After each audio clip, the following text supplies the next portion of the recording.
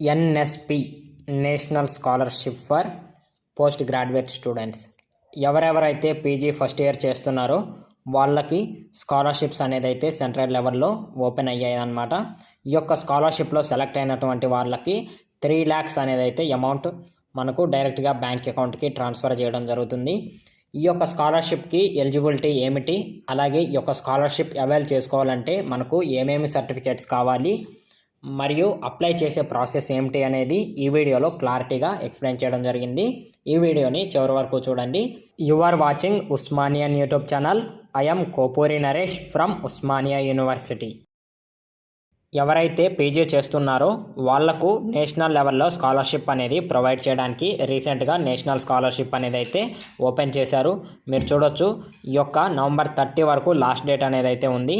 ఏమేమి సర్టిఫికేట్స్ ఈ యొక్క నేషనల్ స్కాలర్షిప్ అప్లై చేసుకోవడానికి అవసరం అనేది నేను 1 by 1 చెప్తాను. కుదిరితే నోట్ డౌన్ చేసుకోవడానికి ట్రై చేయండి. ఫస్ట్ వన్ వచ్చేసి క్యాస్ట్ సర్టిఫికేట్ అనమాట. మనకి క్యాస్ట్ బేసిస్ మీద ఇక్కడ వాళ్ళైతే సెలక్షన్ లిస్ట్ ఉంచే అవకాశం ఉంది. బట్ రిజర్వేషన్ పాలసీని అయితే వాళ్ళు అప్లై చేస్తారు. సో మీకు క్యాస్ట్ సర్టిఫికేట్ అనేది అయితే ఇక్కడ అప్లోడ్ చేయడం అనేది మ్యాండేటరీ. ఓకేనా.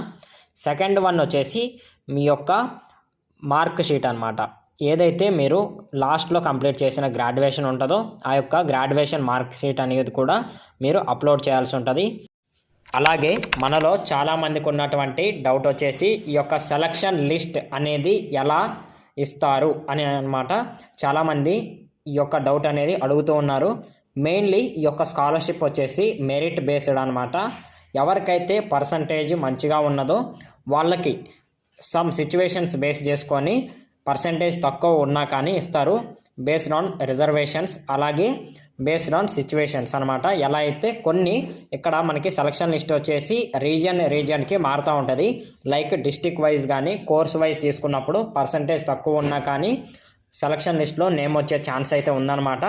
సో ఎవరైతే ఈ యొక్క స్కాలర్షిప్కి ఎలిజిబుల్ ఉన్నారో, పీజీ ఫస్ట్ ఇయర్లో జాయిన్ అటువంటి ప్రతి ఒక్కరూ ఎలిజిబుల్ కాబట్టి ఈ యొక్క స్కాలర్షిప్ని అప్లై చేసుకోవడం ద్వారా మీకు కూడా సెలక్షన్ లిస్ట్లో వచ్చే అవకాశం అయితే ఉందన్నమాట. సో మీరు కనుక ఈ యొక్క సెలక్షన్ లిస్ట్లో వస్తే పర్ ఇయర్కి 1.5 అంటే మీకు 2 yearsలో పీజీ కంప్లీట్ అయ్యేసరికి 3 lakhs అనేది అయితే మీ అకౌంట్కి ట్రాన్స్ఫర్ చేయడం జరుగుతుంది. సో ఈ యొక్క స్కాలర్షిప్ అనేది అయితే November 30 వరకు లాస్ట్ డేట్ ఉంది. యాజ్ సూన్ యాజ్ పాసిబుల్ ఈ యొక్క అప్లికేషన్ అనేది అయితే మీరు కంప్లీట్ చేసుకోండి.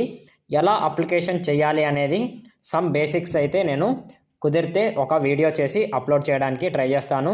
ఇలాంటి మరిన్ని ఇన్ఫర్మేటివ్ వీడియోస్ కోసం మన ఛానల్ని రెగ్యులర్గా ఫాలో అవుతూ ఉండండి. Don't forget to like the stream and subscribe to the channel. Thank you for watching.